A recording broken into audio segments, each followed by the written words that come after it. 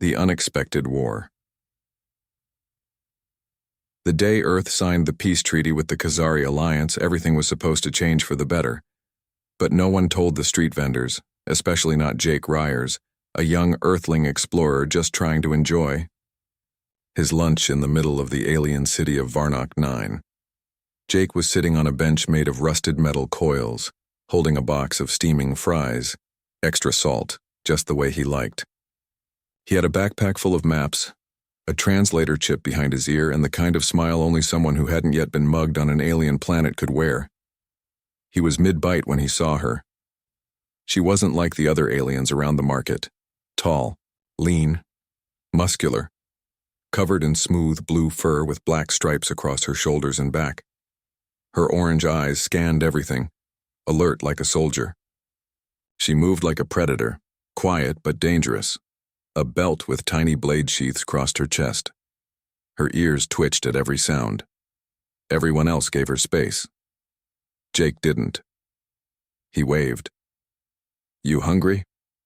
The alien girl stared at him like he had spoken fire. "These are fries," Jake said, offering the box. "Hot, salty, not poisonous, I promise."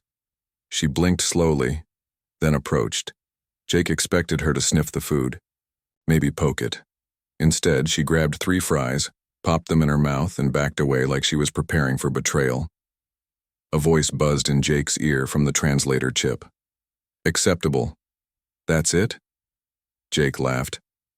"You saved my life once. The least I can do is share my snack." She said nothing, just stared. Then everything changed. Screams echoed from the other side of the market. A blast hit the food stall behind Jake.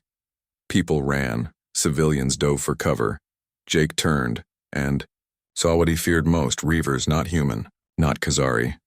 They were mercenaries, mutants, thieves from deep space with armor made from bones and weapons that hissed with dark energy. Jake dropped his fries, reached for the pistol at his belt, but it was too late. 3 Reavers surrounded him. "Soft target," one growled. "Stupid human. Take his eyes. He doesn't need 'em." Another laughed. Jake didn't move. He braced himself for pain, but before they touched him, she appeared. The blue-furred alien girl launched from the shadows like a bolt of lightning. Her claws flashed. Her blades danced. One Reaver dropped, throat open. Another screamed as she bit down on his arm. Hard. Jake just stood there, stunned. The last Reaver backed away, terrified. "She's one of the old ones," he shouted. "Back, back!"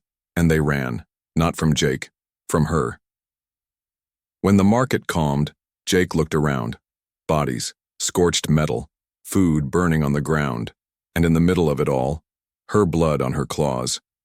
Shoulders rising and falling with each breath.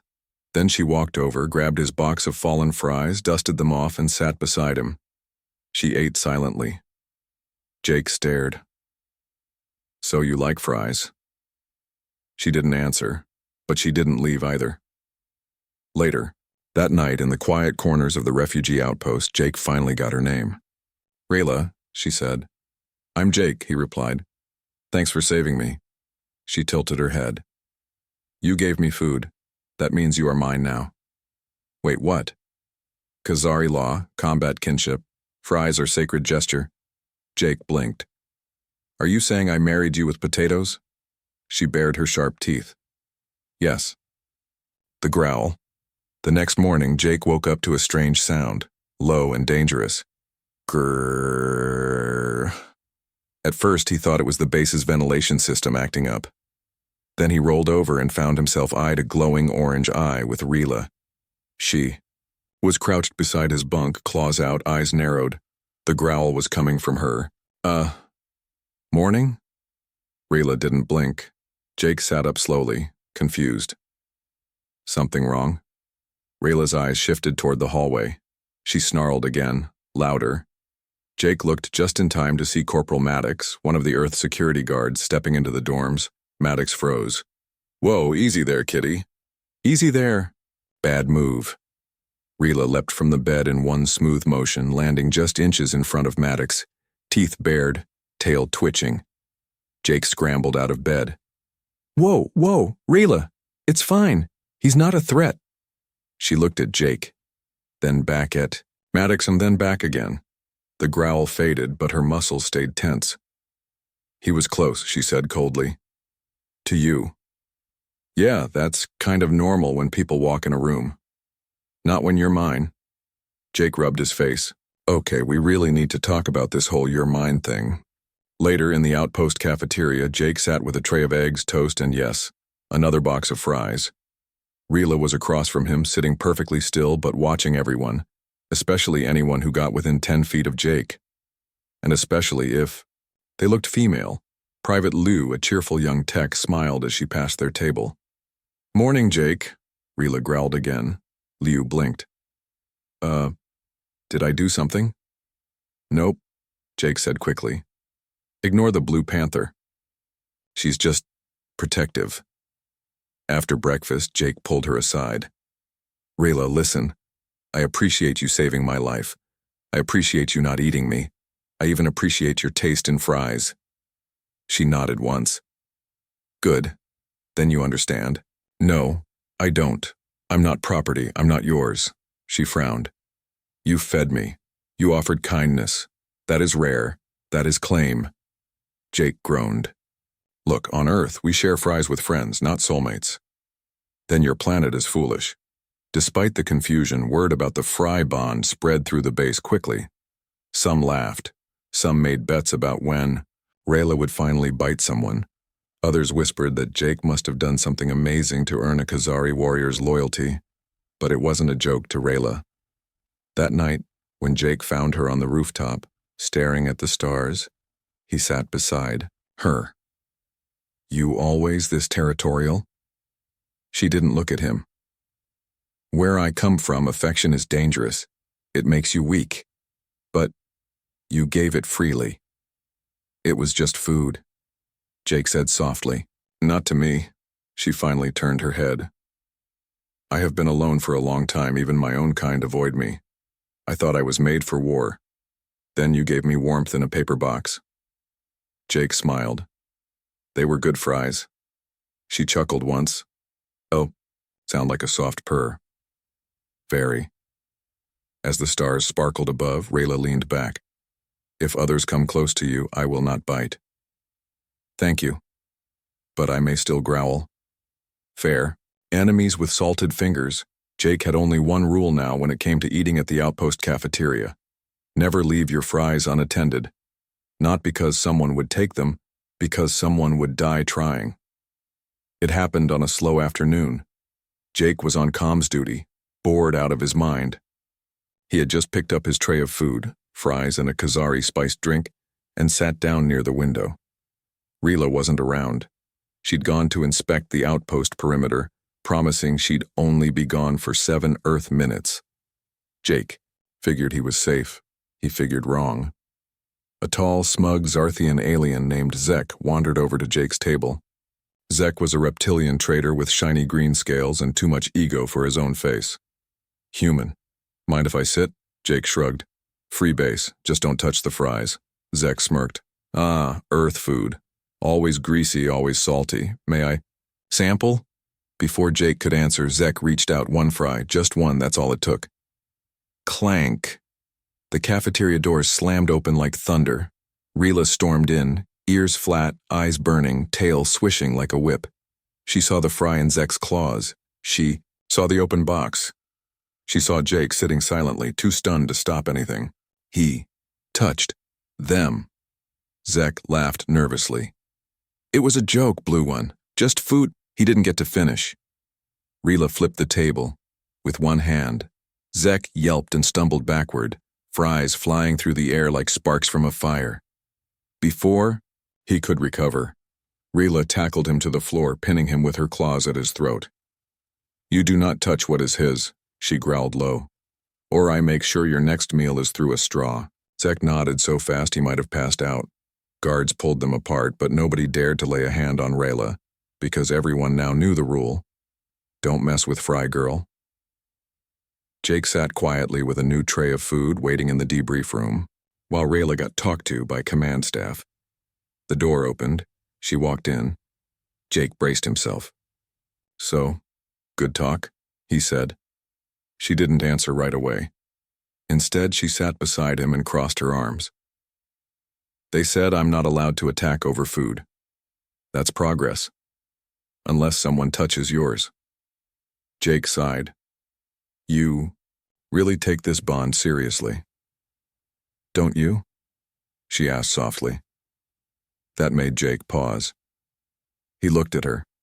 Not the claws, not the growls. Just the person beneath the fur and armor. She was wild. She was dangerous. But she was also loyal, and in this strange universe, and that meant something. Yeah, he finally said. I guess I do. Outside the room, soldiers whispered again, not with fear, but with respect. Jake wasn't just the human who shared fries. He was the one who earned the protection of a warrior who could tear through steel. And Rayla, she wasn't just some alien anymore. She was becoming something terrifying to the galaxy, a Khazari with a reason to care. Territory trouble. Jake had only been at Varnock 9 outpost for 3 weeks. And already he had a reputation. The Fry bonded. The human with the fanged shadow. Blue Cat's mate. He didn't know which one was worse. Things got more complicated when the outpost received a new arrival. Lieutenant Naya Quinn. Human, sharp, smart, confident, and absolutely unmistakably interested in Jake. Jake met her during an equipment check. She smiled, shook his hand longer than necessary, and laughed at all his dumb jokes. So you're the guy who tamed the alien panther with French fries? Jake chuckled nervously. I didn't tame her. She sort of declared me property. Sounds intense. I like intense. Rila wasn't even in the room, but Jake felt her eyes. She had appeared without a sound, standing at the far end of the room, watching. Silent. Expression. Unreadable. Until Naya touched Jake's arm. Grrrr. Rila's low growl echoed across the walls like a warning shot. Everyone froze. Jake sighed. Here we go again. Later that day, Rayla followed Jake into the storage bay. Why was she touching you? Rayla asked sharply. Jake turned around, arms full of ration crates. Rayla, not everything is a challenge. Naya's just friendly. She wanted you. No, she didn't. She just wanted to. Okay, maybe she did. But so what? Rayla's eyes flared. You're mine. Jake gently placed the crate down. Rayla, I'm not a trophy. I'm not something to guard. She was quiet for a long time.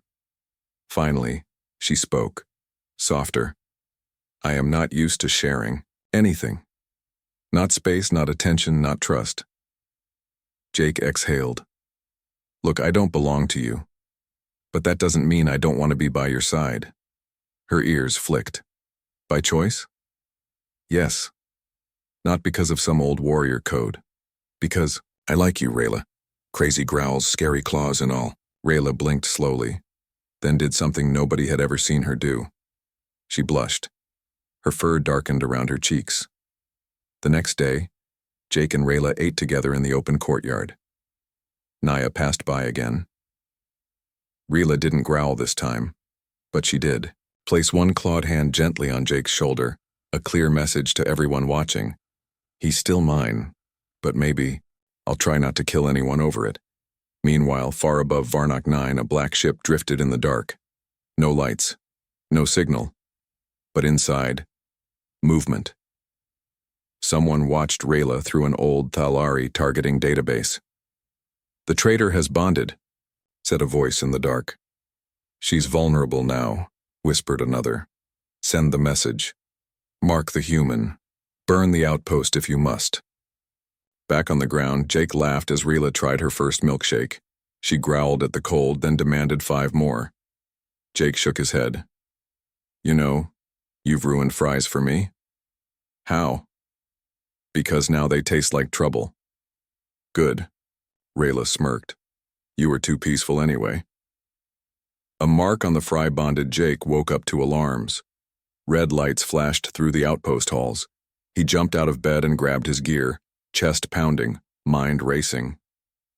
"Is it a drill?" he asked, running into the corridor. "No," said Sergeant Wills, tightening his weapon strap.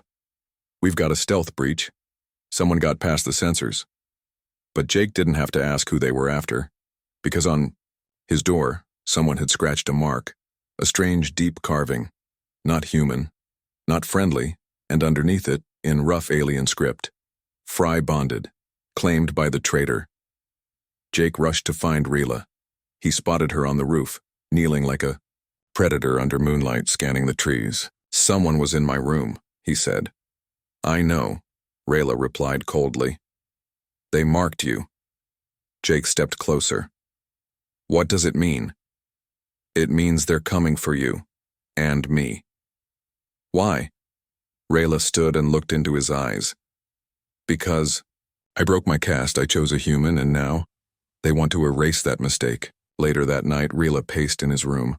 Her claws twitched, her tail swayed with tension. "You should stay away from me, Jake," she said. "I'm dangerous to know." Jake crossed his arms. "You think I care?" "You should. But I don't." He walked over and touched her hand. "You stood between me and a training droid last week. You growl when I'm in danger. You even gave me your last fry. It was a cold fry. Still counts." She let out a quiet rumbling, laugh suddenly, crack. The window shattered. A black dart-like object clattered onto the floor, hissing gas. Rila pushed Jake down, covering him with her armored body. The gas burned their eyes. Jake coughed. And then, silence. When Jake opened his eyes again, he was tied to a pole. He was in a cave, cold and dark, surrounded by alien warriors, Thalari hunters. Their armor was jagged. Their eyes burned gold. They stared at him like prey. A tall female stepped forward, her voice like ice. "You are the Fry bonded?" Jake blinked. "Is that seriously what you're calling me?" "You are the shame she carries." Jake smirked. "I'm the one she chose." The warrior raised her claw. "Then you die for it." Suddenly, boom. The cave wall exploded inward, and standing in the firelight was Rila, eyes glowing, armor cracked, fangs bared. She didn't roar, she didn't speak, she just moved, like a storm of claws and fire. She tore through the hunters one by one. Jake watched in awe as she dodged, struck, and dropped them like leaves. The leader tried to run. She didn't make it. When it was over, Rayla knelt beside Jake. Her face was cut. Her breathing was heavy, but she smiled. "Still want the fry bond?" Jake nodded. "Only if I get extra sauce." The bite and the bond after the cave battle, Jake and Rayla returned to the base. They were bruised, scratched, and silent, but something had changed between them.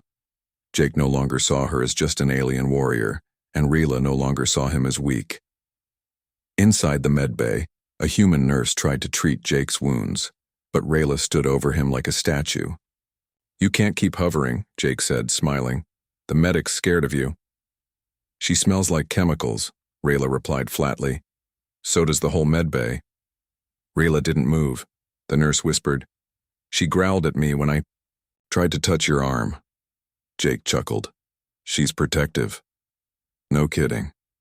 After the nurse left, Rayla sat beside him. She looked down at his bandaged shoulder, then with a soft voice, "You don't understand what this means, do you?" Jake raised an eyebrow. "What? Fry bonding?" She stared at him. "It's not just a joke.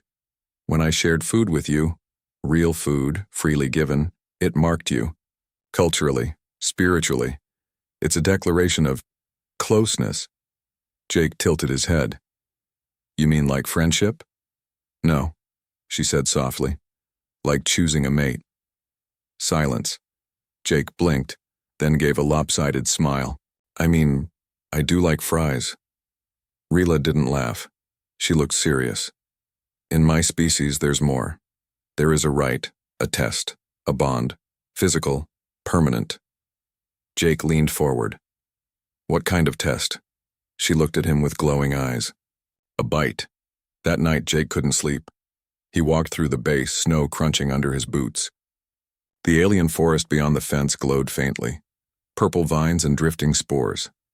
Rila stood at the edge of the clearing, waiting. She didn't say anything, just held out her hand. He took it. Inside a quiet shelter near the tree line, she knelt, in front of a carved stone, an ancient alien altar covered in glowing script. "If you accept this," she said, "you will carry my mark. You will be part of me, and I part of you. You make it sound permanent. It is. And painful." She smiled. Only a little. She stepped close. Gently, she lifted his arm. Then with slow precision, she bit down, not to hurt, but to mark. Jake didn't flinch. The pain was sharp, hot, then quickly fading. A golden glow spread from the bite mark, forming a faint alien pattern across his skin. He looked at it, amazed. "It's beautiful." Rila nodded. "It's part of my soul." Suddenly, howls in the distance. Red flares lit the sky. The Thalari had returned, and this time, they weren't just after Jake, they were after both of them. Growl for the one you choose. The jungle outside the human base burned red with light. Thalari war horns howled across the sky like monsters screaming. Jake stood beside Rayla at the edge of the clearing. The golden bite mark still glowed on his arm. "They found us," he said quietly. Rayla didn't blink. "They're not just here for war this time. They want me." "Because of the bond?" She nodded. "They think you defiled one of their elite. They will take me back and tear you apart." Jake's jaw clenched. "Let them try." The base sirens rang. Human soldiers scrambled. Jake ran with Rila through the compound as the sky opened in fire. Alien ships screamed overhead. Explosions rocked the earth. But Jake wasn't thinking about war. He kept looking over at her. She was calm, focused, deadly. But her eyes, those strange glowing eyes, kept darting back to him. She was worried. For him. A Thalari hunter crashed through the outer wall. Jake raised his pulse rifle, but before he could fire, Rila tackled the creature, claws slashing through armor. She growled, loud, deep, echoing across the field. The hunter froze, then dropped. "Its weapon." Jake stared, stunned. "What did you just do?" Rila wiped blood off her arm. "That sound is a challenge, a declaration. In their culture, it means I've chosen you." Jake blinked. "They know that. They feel it. Now every one of them knows, if they harm you, they challenge me." Dozens of Thalari surrounded the field. One stepped forward, taller, armored in bone and shadow. The commander, he pointed a massive weapon at Jake. "Give up the human. Your bond means nothing. He is weak. He is beneath us." Rayla stepped in front of Jake, eyes glowing like twin suns. "So was fire once, until it burned down a god." "He's not a god." "No," she said, "but he shared his food with me, and no one touches what I claim." Then the ground split. Jake tossed a grenade beneath the commander's feet. It exploded in light. Rila moved like lightning. She jumped over the shockwave, claws slashing. The commander fell. Silence. The other Thalari backed away. They didn't want to fight her, not now, not after that. Later, back in the ruins of the mess hall, Jake and Rila sat on the same bench where they'd first shared fries. It was quiet. Snow fell again. Jake opened a ration bag and pulled out something crispy and golden. "I saved these." He offered them to her. Rila smiled softly, eyes glowing. "More fries?" "Tradition," Jake said. She leaned closer, this time not to fight, not to bite, just to be there, beside him.